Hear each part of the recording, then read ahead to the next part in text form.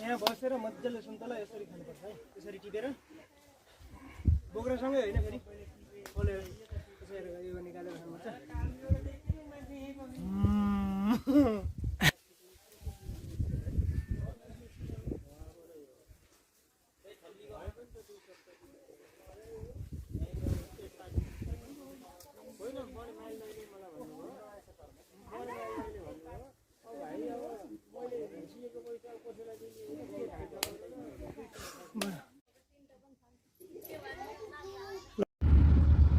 ल साथीहरु, आजको भिडियो यति नै।